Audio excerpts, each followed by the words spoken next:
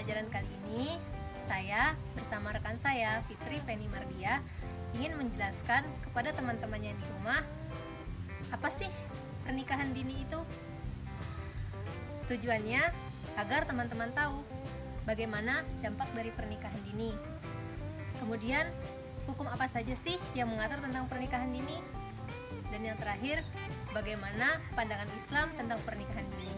Dengan melihat tayangan video ini, teman-teman yang ada di rumah lebih memahami bagaimana dampak pernikahan dini yang ada di lingkungan kita. Baiklah, langsung saja kita lihat tayangan video yang akan dibahas oleh rekan saya, Kak Fitri Feni Mardia. Menurut bahasa, nikah itu berarti mengumpulkan, menggabungkan, dan menjodohkan. Sedangkan menurut bahasa, nikah itu berarti perjanjian antara laki-laki dan perempuan dengan akad pernikahan. Kemudian menurut syariah, nikah itu berarti menghalalkan pergaulan antara laki-laki dan perempuan yang bukan mahramnya, sehingga menimbulkan hak dan kewajiban dari suami dan istri tersebut.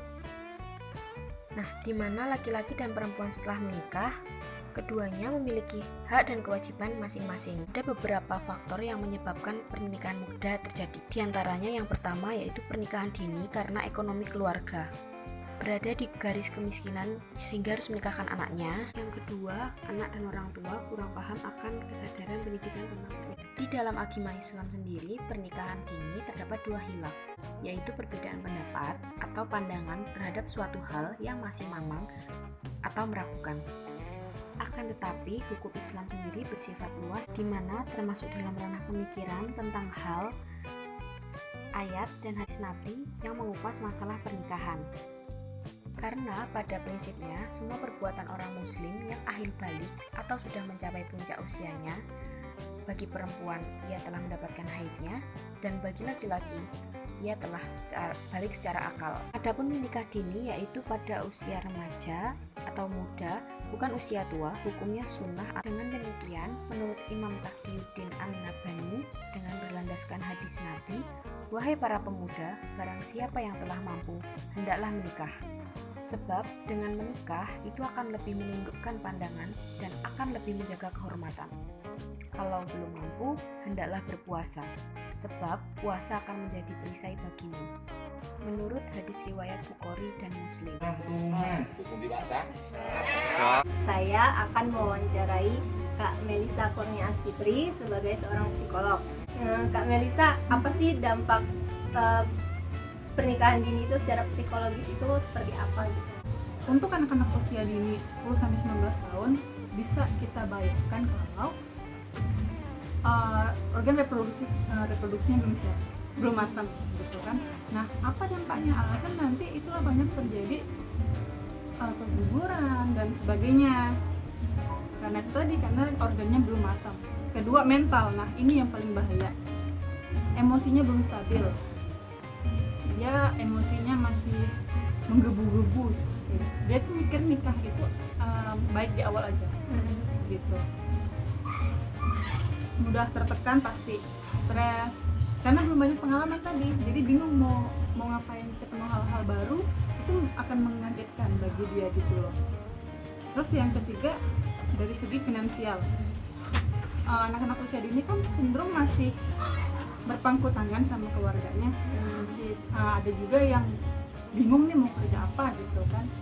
Nah, hal itu juga bahaya ketika mereka mengalami gangguan di bagian finansial, nanti itu menyebabkan stres, tertekan, dan penyakit-penyakit mental lainnya. Bahkan mungkin berdampak sama rumah tangganya sendiri. Iya, bisa jadi. Nah, bagaimana kasusnya dengan ibu-ibu muda? Ibu muda yang sudah punya anak.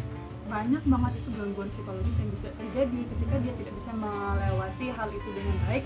Pertama, baby blue syndrome. Pasti pernah dengar kan ya? Baby blue syndrome itu dirasain karena dia bingung nih mau ngapain nih, belum banyak pengalaman tadi, merasa aku butuh bantuan nih karena aku masih kecil tadi kan, masih belum terbuka wawasannya. Terus juga tertekan, pasti stres, mana belum dewasa, jadi semua hal pasti dibawa menjadi sulit.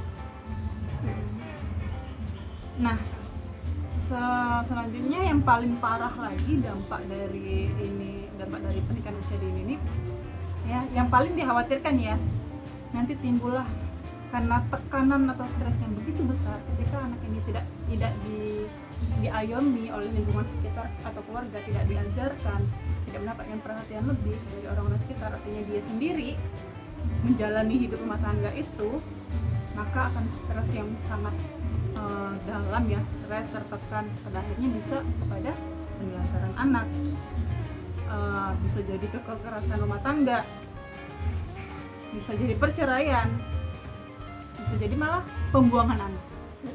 Nah, itu kan semua hal itu dampak dari ketidaksiapan dia di awal.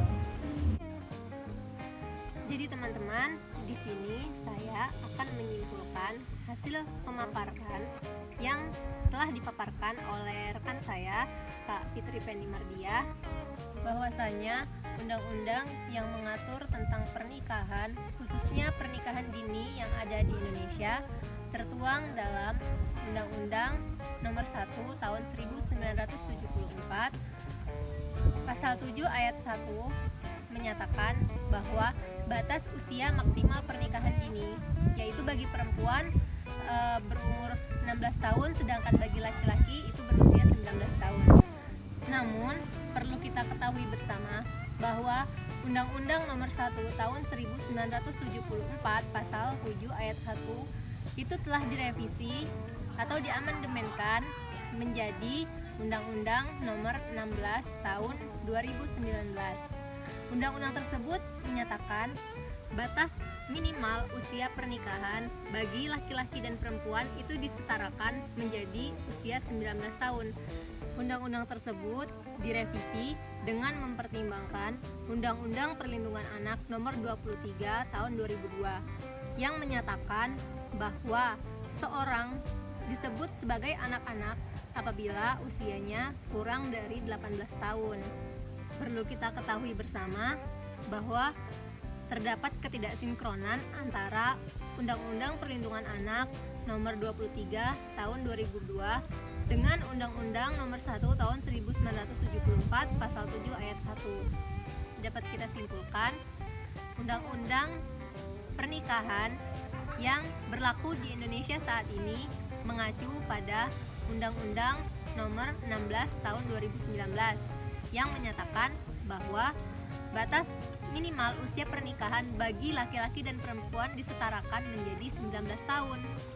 Jadi, untuk teman-teman yang masih di bawah usia batas minimal pernikahan atau bagi teman-teman yang usianya di bawah 19 tahun ke bawah, tidak diperkenankan untuk melaksanakan pernikahan sebagaimana yang tertuang pada Undang-Undang Nomor 16 Tahun 2019. Hal tersebut juga sebenarnya berdampak pada fisik dan psikis teman-teman yang ada di rumah apabila teman-teman yang ada di rumah melaksanakan pernikahan dini. Cukup sekian video pembelajaran kali ini. Semoga video ini bisa bermanfaat bagi teman-teman yang ada di rumah. Jangan lupa untuk selalu menjaga kesehatan di rumah dan melaksanakan protokol kesehatan dari pemerintah. Saya undur diri. Wassalamualaikum warahmatullahi wabarakatuh. Videonya dari sisi visualnya sudah cukup baik dan materinya sudah berbobot dan cukup untuk disampaikan kepada layar. Menurut saya dari segi visualnya sangat menarik dan materinya sangat berbobot.